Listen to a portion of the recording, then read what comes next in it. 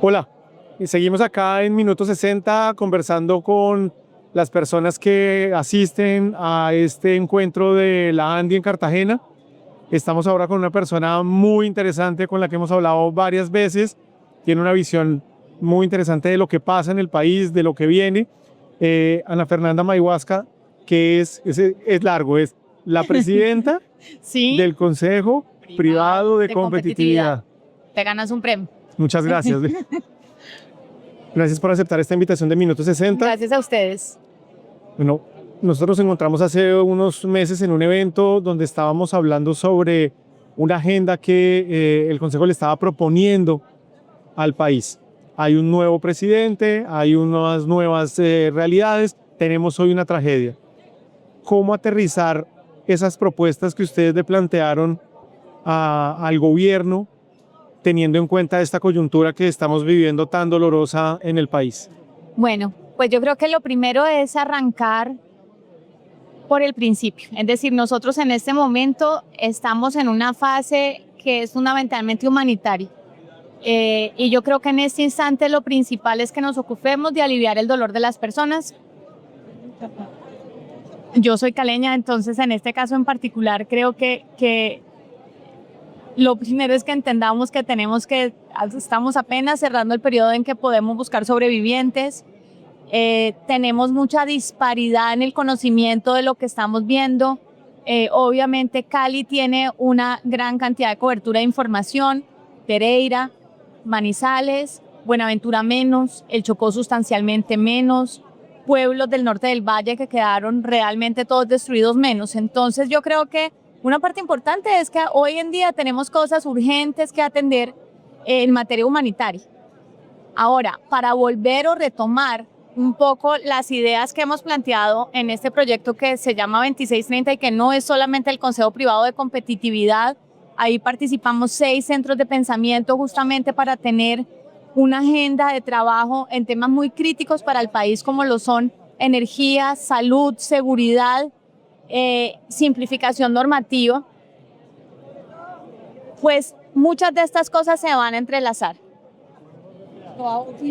Esta es una tragedia y es una tragedia que nos invita a que usemos de alguna manera las oportunidades que se crean. Y una oportunidad muy grande es la de volver a un principio básico. Hay 2 cosas que deberían obsesionarnos a todos en el país para el bienestar de la población: la inversión y la productividad.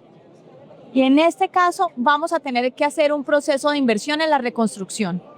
Y para ciertas zonas del país como Chocó, esta debería, o más vale, para el sector productivo del país, esta debería ser una oportunidad de oro para llegar al Chocó con un proyecto de inversión o con varios proyectos de inversión, no solamente para su reconstrucción, sino para buscar cómo hacemos esa inversión de manera tal que podamos aprovechar todo ese capital de biodiversidad que tenemos en esa zona del país, que es a su vez nuestra riqueza y uno de nuestros grandes dolores de pobreza. El hecho de que en este momento tanto de lo que está ocurriendo nos pida reconstrucción, quiere decir que vamos a tener muchas oportunidades de inversión y que en esa medida yo creo que podemos juntar parte de las cosas en las que ya teníamos que pensar para hacerlo, apalancando la recuperación que vamos a necesitar en el suroccidente del país. ¿Eso qué quiere decir en últimas? Pues que esta agenda de energía, por ejemplo, que está embebida en 2630, sigue teniendo, ya no es esta prioridad humanitaria, pero en segundo capítulo vamos a tener que pensar en ella, porque vamos a darnos cuenta que muchas de estas zonas nos permitirían, por ejemplo, ahorita que pensemos en provisión solar, en algunos de los casos donde no hemos llegado, y que eso nos permite tener más proyectos que podemos impulsar y acelerar, pero que van a requerir de estos caminos limpios, de esta simplificación normativa para que podamos ser más expeditos en la aprobación de los proyectos. En salud, pues, si alguna cosa vamos a sentir ahorita es que va a haber una gran exigencia, sobre todo en estas zonas del país, y entonces pues esto por mayor razón nos tiene que sentar a la mesa porque tenemos unos líos grandes que resolver y en este caso en particular pues esos líos nos demandan rápidamente que el sistema atienda a todas las personas que están heridas y que van a necesitar un proceso de recuperación, y por ende eso tampoco puede salir de la agenda. Claro. Y pues de alguna manera tenemos algunos otros temas en los que yo creo que probablemente, por ejemplo, inclusión financiera, que también está en este portafolio 2630, como les decía, pues nos hace pensar que hoy vamos a necesitar muchas palancas de crecimiento para esta población que queda muy afectada en sus ingresos. En muchos casos, de pronto quizás no en sus ingresos, pero es que hay gente que acaba de perder su casa, acaba de perder todo lo que había construido de su capital en su vida. Y por ende, que usemos estos vehículos de crecimiento para que estas personas encuentren caminos más como de saltar un poco en la vida de su recuperación, yo creo que es una gran oportunidad. Claro. Muchas de las ideas que están recogidas en el proyecto 2630 y en otros proyectos en los que participamos, como El futuro desde las regiones, que es un documento que construimos con la Red Pro, y por una Colombia en crecimiento, que es un proyecto de varios proyectos, apuestas productivas grandes, todas en este momento tienen cosas que ya habíamos identificado, que en muchos casos tienen desarrollos normativos y que están a disposición del gobierno nacional, del Congreso de la República, y que ojalá puedan ser aprovechadas para en este instante generar como unas rampas de bienestar para una población que queda realmente muy afectada en sus ingresos y en su productividad.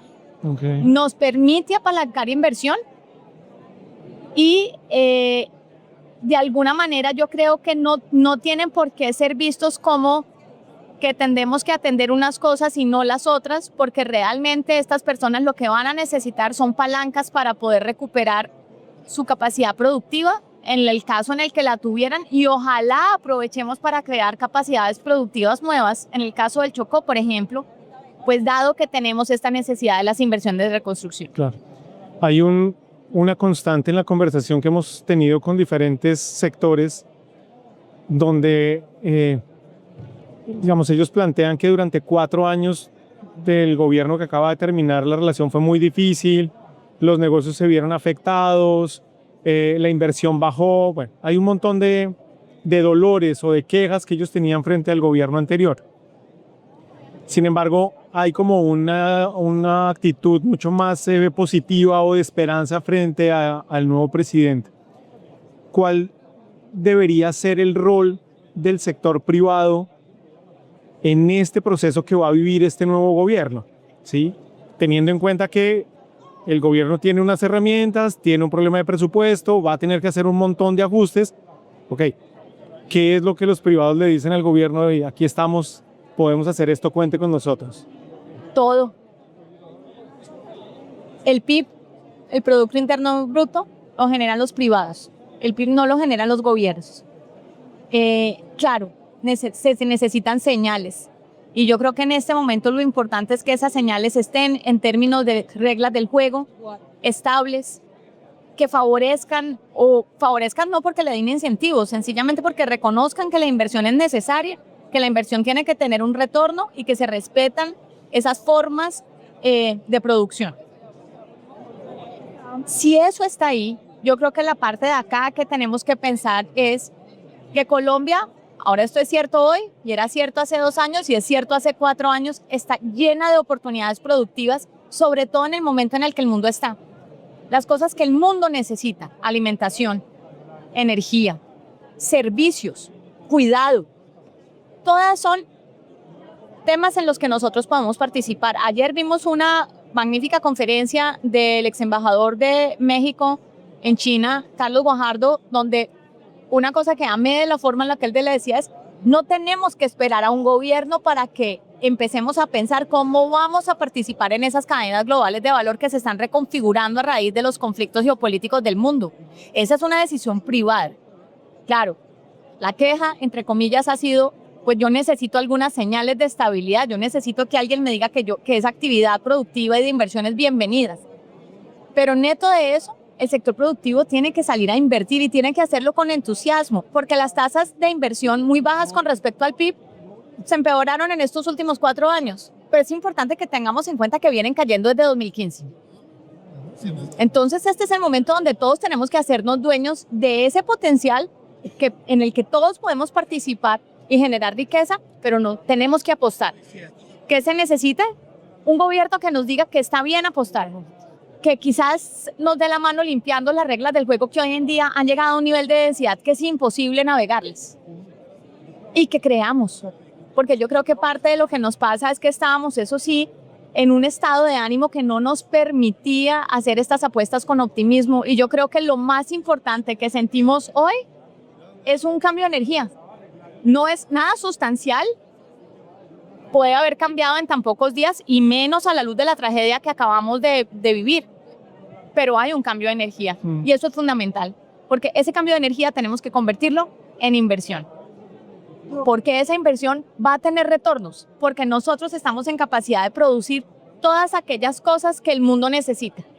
Tenemos que tener el convencimiento, hacer las apuestas y ojalá que en este momento limpiemos el camino para que esas apuestas funcionen. Y yo creo que eso se puede hacer involucrando el proceso también de reconstrucción que vamos a tener que emprender para la zona del país que se vio más afectada. Este proceso de reconstrucción terminaría siendo una oportunidad para poder marcar el camino de lo que podría ser el desarrollo del país en los próximos años?